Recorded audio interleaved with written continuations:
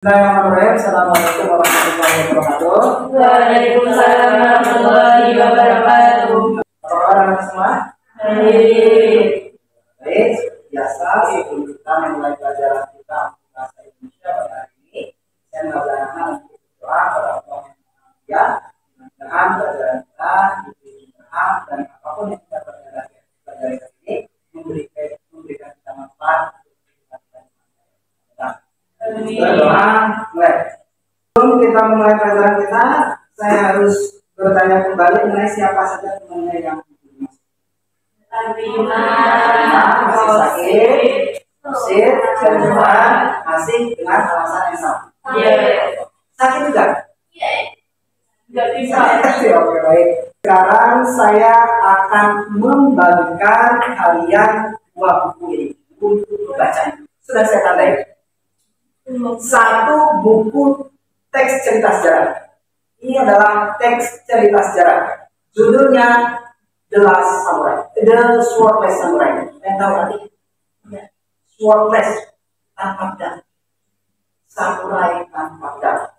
Ini kisah pemimpin terbesar Jepang abad ke-16. Ini teks cerita sejarah. Jadi ada khususnya. Kemudian saya memberikan juga satu buku ini. Nurul Zaki dan Perang Salib. Ini teks sejarah. Saya akan membagikan dalam dua kelompok. Satu saya kasih ini, satu saya kasih ini. Nanti kalian berdiskusi untuk membaca bagian yang sudah saya tandai dan melihat karakteristik.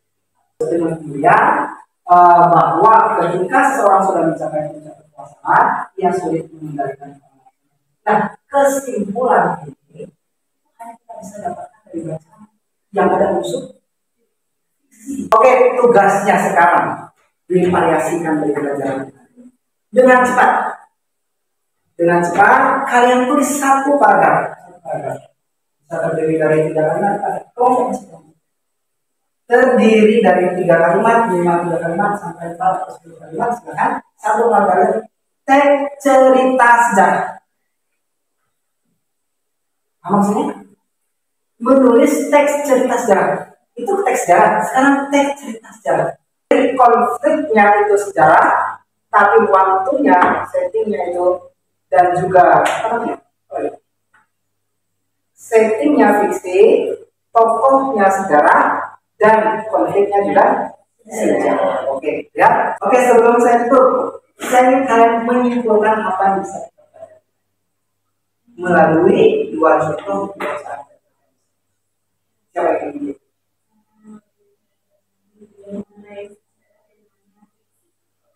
Dari buku bacaan kita harus kalian bahwa kita langsung dapat melihat mana yang sebenarnya sejarah dan mana sebenarnya ini menjadi agak sulit ketika misalnya tadi hanya ada satu sumber sejarah sekali dianggap sebagai sesuatu yang bersifat sejarah, padahal itu adalah sesuatu yang fiksi. Oke, ya terus teman semua.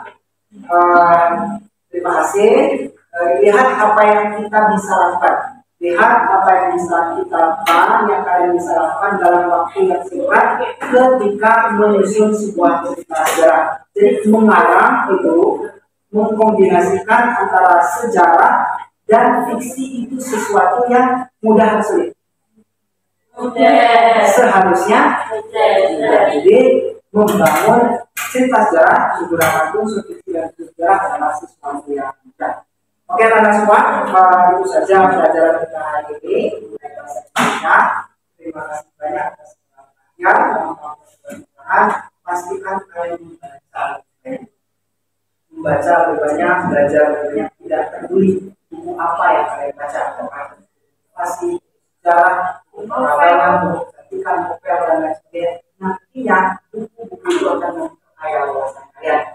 Yang berkewajiban hari, insya Allah akan membantu kalian untuk melihat dunia dengan cara yang jauh. Amin. Oke, itu saja teman semua. Sekali lagi terima kasih banyak atas perhatian. Kita bersama pelajaran hari ini. Kita berdoa mengucapkan alhamdulillahirobbilalamin. Alhamdulillahirobbilalamin. Assalamualaikum warahmatullahi wabarakatuh.